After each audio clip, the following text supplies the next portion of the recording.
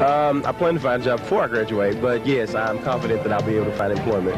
And what are you doing? What are you doing now in order to make sure that when you graduate, you'll have a job? Well, for the past 4 summers, I've interned with First American National Bank, and that should lead to a position. If it doesn't, I've already registered with Career Services and got my resume prepared to interview with whoever. Oh, for incoming people, I tell them to intern all you can. If you can get an internship, do it. If you're past that time, then interview like crazy.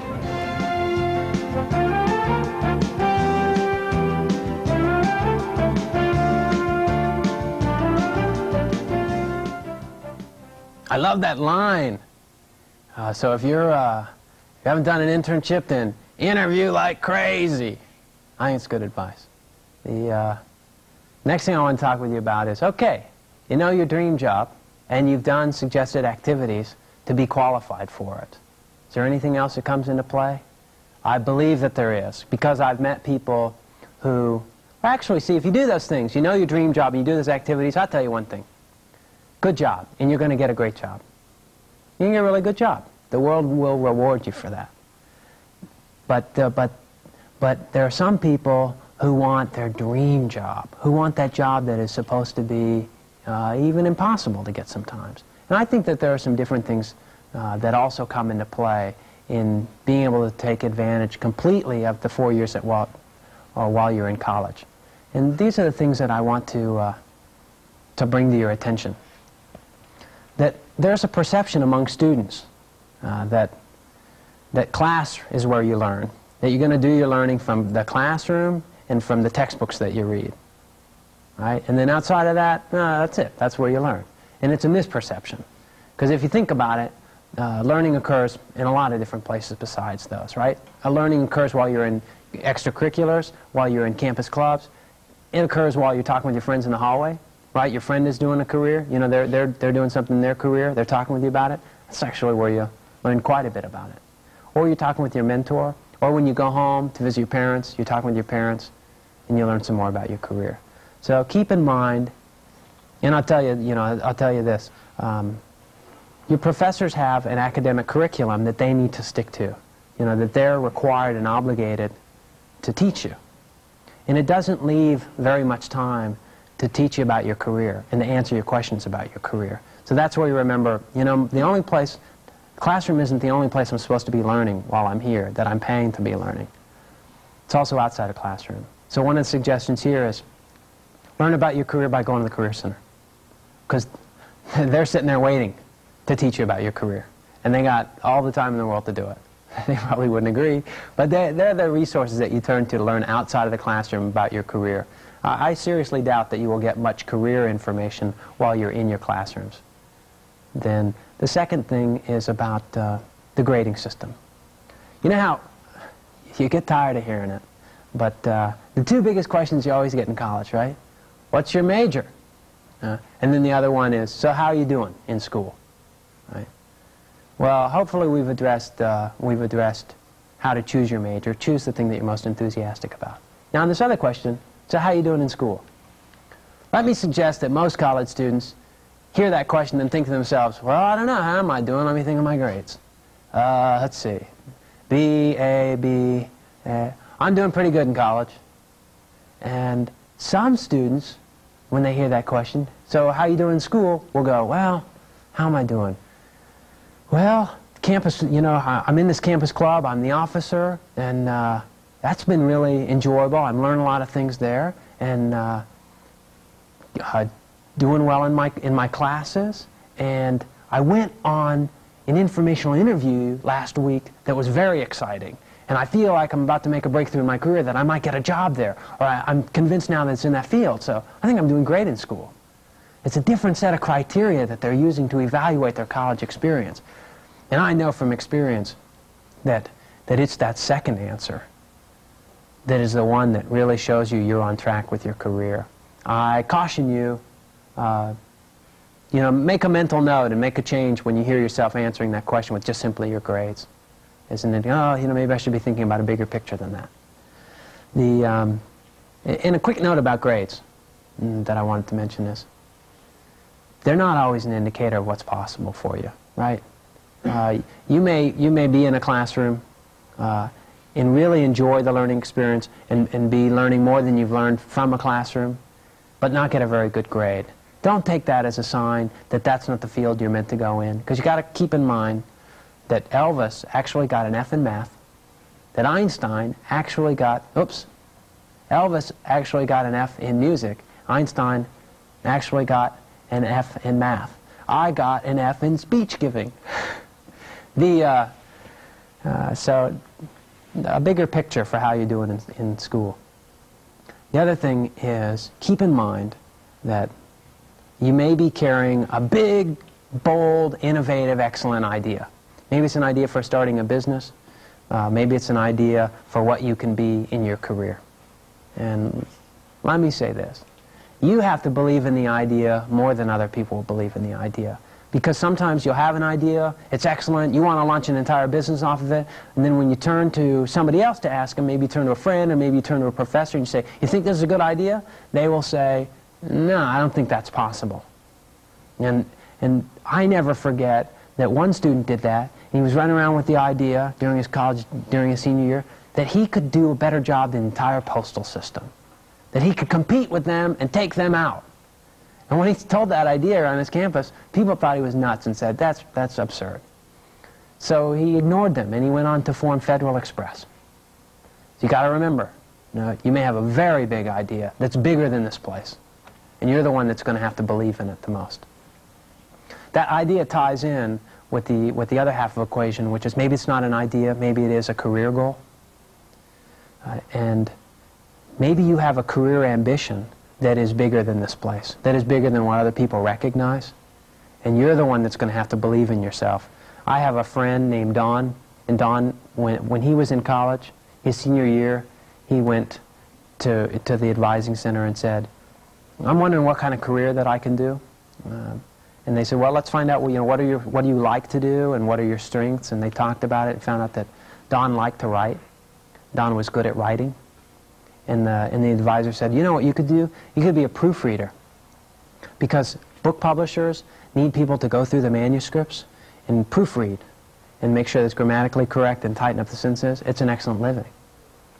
Now, luckily, Don believed in the bigger ideas that he actually had more than what he was being told that he could do. Because Don went on to write 8 books, very successful books, and to have his own resume writing company in San Francisco. That's the best. That makes him an excellent living. So keep in mind, you may have career ambitions that only you see, and I encourage you to hang on to them. The last thing is about the schooling process is, isn't it easy to believe that the single best use of your time in college is to go for the peak, to go for that pinnacle, straight A's, right? The Holy Grail. If you could get that, whoo! Well, that's not the Holy Grail. A quick thing about grades. With grades, you got to keep this in mind, okay? It's simple. You have to know what field you're going to go into, and then you have to find out as early as you can what the requirements, what they're going to require of your GPA to get into that field, to get into that kind of job. And then when you know the requirements, you know you got to meet them. The other thing you got to keep in mind about grades is, if you assume that they are the single ticket you need to getting a great job, your assumption is totally false. You can have, the guy that waits on me at Kinko's is a 4.0 graduate from a small, expensive liberal arts college. I think he bought into the wrong Holy Grail. I think the Holy Grail, the best use of your time while you're in college, is this. Every day to do something that better prepares you for being successful on the day that you graduate. No matter what that takes. What did you do last week that better prepared you to actually be successful the day you graduate, and what will you do next week? Because you know this. You know that when you went into high school, you looked at the seniors and you thought, they must know a lot more than I do, and they must be ready now. And then when you got to be a senior, you thought, I don't know anymore. I must go to college. And it's the same process in college. As a freshman, you think, by the time I graduate, I will finally know what I need to know. And that's why so many students go get their masters, right? Because at the end of the process, they didn't do the suggested activities. Every day they weren't actually working to becoming more able to get the kind of job and the lifestyle that they want. And they get caught at the end going, oh, I didn't know as much as I thought I would know. So aim for that holy grail. That's what makes the difference.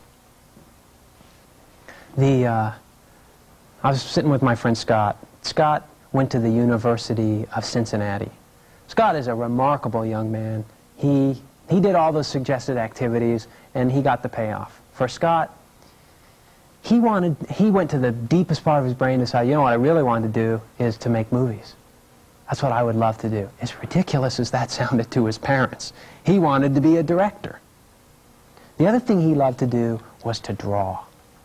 So Scott started. He just dove right into his career, and he started drawing and drawing and drawing and improving his ability to draw. He would draw twice as much as he was required to draw by his design major. And then he would draw for the campus newspaper. He'd draw cartoons. And then he went to get an internship. He got an internship in Dallas, Texas, on something unrelated to his career. And then he wanted an internship at, for him, what would be the most prestigious company he could think of, Industrial Light and Magic. Because Industrial Light and Magic is the film production company for George Lucas, Star Wars, Jurassic Park, right? He wanted to be there. So he applies for the internship, he doesn't get it. Okay? So he applies for another internship, and he gets it. He gets one at Kenner Toys. Then the next year, he tries again for the internship at Industrial Light and Magic, and he doesn't get it. So this year, what he does to boost his career is he finds out the professional association, and he finds out that they're having a conference in Hawaii all about the making of Jurassic Park, and that everybody, the who's who in filmmaking, is going to be there. Young Scott Lieberecht takes every dime he can get, every dime that he had made over the summer, and sacrifices it for the sake of going to this conference. And he goes there, and it changes his life, because he meets everybody. He meets all his heroes that he'd been reading about in the magazine. And then when he applies for ILM the next year, he gets it, having a lot to do with the fact that he had that on his resume, and that he'd already met some people that worked in ILM. When Scott graduated, he got the reward, $55,000 a year, drawing storyboards for Industrial Light and Magic. In the next Arnold Schwarzenegger film, when the screen credits roll, you're going to see Scott's name there. Now, I was talking with Scott, and I was asking about his college career, and he said, well, I'll tell you this. My friend and I, about my sophomore year, realized that there's something about the college system that just ain't right. It just ain't the truth. And he said, we realized that there's this myth about college, that if you go to college, it goes, if you go to college and you take the classes and you get your good grades and you pick the right major and you get a degree, then you get the great job at the end. And he goes, it just hit me. That's just not true. And he said, and when it hit me, then he goes, I think I took my power back. That was the day that I decided, I'm going to control this process, because it isn't going to work for me otherwise. And I said, what do you mean by take your power back? And he said, I mean that for 12 years I thought of myself as a student. And then I realized I ain't a student anymore. Now I'm on my way to being a professional, and I'm on my way to, he goes, I'd rather call myself a learner, because that's what I'm there. I paid there to learn. And student implies big them, little me. And he said, I realized in college it was equal now. I was there, I had paid money like an adult, and I had career goals, and they could help me or they couldn't help me, and that I would control the process. And he said, when I did that, when I took my power back, I began to make decisions differently. I began to make decisions on my own. He goes, for instance, you come up on sticky situations in college sometimes. Sticky situation means there is a career workshop that is perfect for you, that is ideal, that you know would advance your success. And there is a class that you need to go to at the same time. If you're a student and you're trying to do exactly what the university system wants you to do, then you go to class. If you've taken your power back and you're striving to be successful, then in some instances you may make the choice to go to the workshop. And the only one who will encourage that decision is you. because the professors have a different agenda. You know, they're doing the job they're supposed to do. So tough choices like that. But that's about managing your career. That's about being in control of the educational process. That's about getting the bang for your buck. Another hot tip for you about your career: start before you graduate. Start your career before you graduate. I think we've talked about it long enough, but it's simply to say, for those who go into the Career Center their senior year, they're going to be there the summer afterwards. Hello, McDonald's. Hello, Kinko's. You know, and this happens so often now. Mom and Dad, mind if I move back in? You have to start as soon as possible. Starting your freshman year, start doing an internship after your freshman year is really where the action is. The other thing is saying yes to opportunities. It hit me recently that I teach all these lessons about how you can choose the job that you want, and you can take the steps that get you there. And it does get you there. And it's self-directed success. And in my life, it has made me a speaker. I chose to be a speaker, and in 3 years' time, from doing the kind of things that I tell you, even though I'm already out of college, the same things apply, I got my job as a speaker and made a career out of it. And then I came to realize recently that there's a whole another set of things that will contribute to your success, a whole nother set of opportunities that you don't create, they just present themselves. But your job is to say yes to the opportunities when they do. And let me tell you this, I've learned about myself that my instincts are to say no to everything first. No. I don't know why. Someone says, you know, would you like to try this? No. And then, you know, a minute later, yeah, I'd like to try it. I'm taking improv comedy lessons now, once a week. This is what I call stretching your comfort zone. Right? Did you know that we all have a comfort zone, and we like to be in it because it's comfortable, and that the only time learning really occurs is when you go outside your comfort zone. You do something that feels awkward, that feels like you're not good at, that you feel fearful about or intimidated about. Well, that's improv comedy for me. But I think, hey, it's good for me to stretch my comfort zone. The larger my comfort zone, the more comfortable I am everywhere I go. So I'm taking these improv comedy lessons. In improv comedy, you're supposed to stand on the stage, generate something funny out of nowhere, with no pre-rehearsed lines. Well, the number one rule in improv comedy is to say yes to anything that is said or suggested on stage. You want to say no? No, that's stupid. But nothing happens if you say no. The scene is flat. But if you say yes and you add to it, things happen and comedy explodes out of nowhere. So that's saying yes to opportunities. And I took that and looked back over my career and went, yeah, I didn't self-direct all of my success. As a matter of fact, you know, I managed that rock and roll band during college.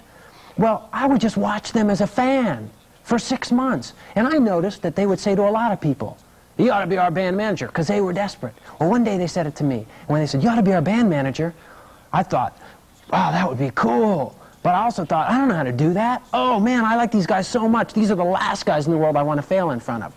But luckily, instead of saying no to that opportunity, I said yes. And it turned into one of the most rewarding career experiences I've ever had. Think about the Levi internship idea. My mentor suggested it and said, you ought to do an internship at Levi. If I had said no, because honestly, I didn't think I could get that internship, it would have never happened. And then I think about the video conferencing and how I got that job. I didn't create that opportunity in the beginning, right? The first thing that happened to me was I was sitting across from my boss and he said something and I heard it. But I didn't say no to that opportunity.